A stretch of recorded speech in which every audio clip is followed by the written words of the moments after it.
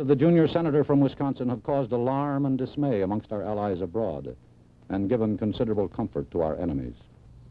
If I am giving comfort to our enemies, I ought not to be in the Senate. If, on the other hand, Mr. Murrow is giving comfort to our enemies, he ought not to be brought into the homes of millions of Americans by the Columbia Broadcasting System. Murrow versus McCarthy, a dangerous showdown, explosive for either man, or both, and for the country as well. I'm Walter Cronkite. The year was 1954, and an epidemic of sorts was sweeping across the United States. It was an epidemic of fear, of accusations, of ruined reputations and ruined lives, an era of blacklists, of loyalty oaths, of guilt by association. McCarthyism. Congressional investigations aimed at ferreting out communists and communist sympathizers in the government, in the arts, and in other positions of potential influence. Some called it a witch hunt. When it began, many Americans supported this anti-communist campaign, but countless others believed that government investigators used excessive power and trampled on the rights of citizens that are guaranteed by the Constitution. The drive against communism had many champions, but by 1954, none was more prominent nor more powerful than the junior senator from Wisconsin. The American people know that one of those parties will be destroyed. Joseph R. McCarthy, Republican. He had seized national attention in 1950 by charging that the State Department was riddled with known communists. He never proved that, nor many of his subsequent accusations. But as chairman of the Senate Subcommittee on Investigations, he conducted highly publicized hearings in which he pursued his central theme that the nation's leaders had been soft on communism. Many Americans believed McCarthy, largely because things were wrong in the world. China had gone communist, Russia had exploded an atomic bomb, the Korean War ended in a stalemate, and during those years several Americans had been convicted as Soviet spies. How many more were lurking in our midst? Those were the seeds of McCarthyism. At the height of his popularity, some said Senator McCarthy was more powerful than even the President of the United States. But for McCarthy and for McCarthyism, the beginning of the end came with a series of broadcasts by Edward R. Murrow. The first came on October 20th, 1953. It told the story of the ordeal of one Air Force lieutenant accused as a security risk, the case of Milo Radulovich. Good evening. A few weeks ago, there occurred a few obscure notices in the newspapers about a lieutenant, Milo Radulovich, a lieutenant in the Air Force Reserve, and also something about Air Force Regulation 35-62. That is a regulation which states that a man may be regarded as a security risk if he has close and continuing association with communists or people believed to have communist sympathies. Lieutenant Radulovich was asked to resign in August. He declined. A board was called and heard his case.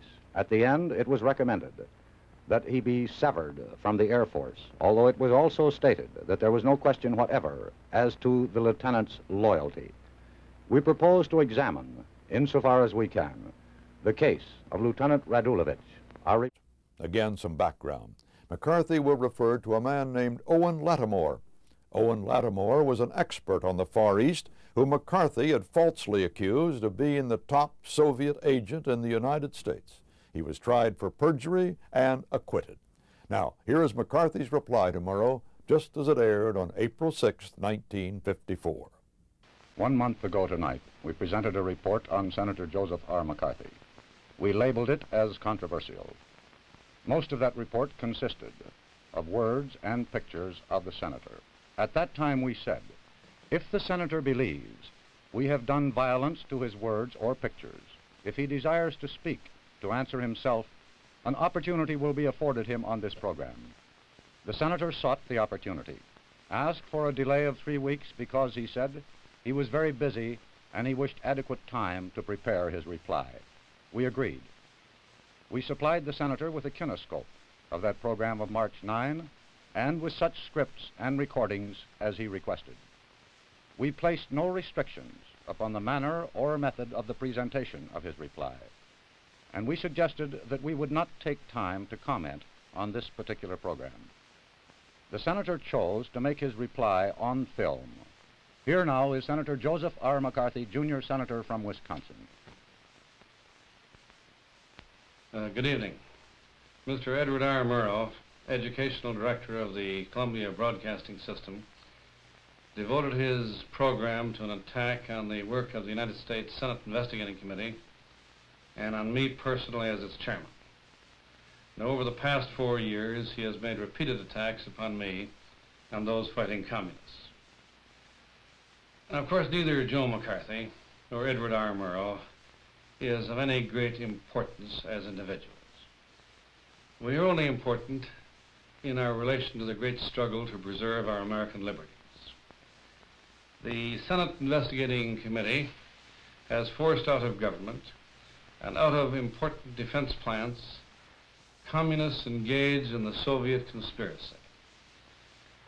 And you know, it's interesting to note that the viciousness of Murrow's attacks is in direct ratio to our success in digging out communists. Now, ordinarily I would not take time out from the important work at hand to answer Murrow. However, in this case, I feel justified in doing so because Murrow is the symbol, the leader, and the cleverest of the jackal pack, which is always found at the throat of anyone who dares to expose individual communists and traitors. And I am compelled by the fact to say to you that Mr. Edward R. Murrow, as far back as 20 years ago, was engaged in propaganda for communist causes.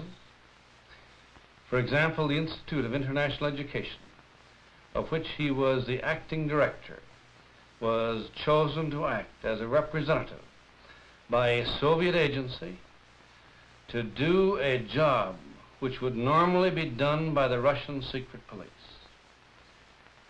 Mr. Murrow sponsored a communist school in Moscow. In the selection of American students and teachers who were to attend, Mr. Murrow's organization acted for the Russian espionage and propaganda organization known as VOKS, V-O-K-S. And many of those selected were later exposed as communists.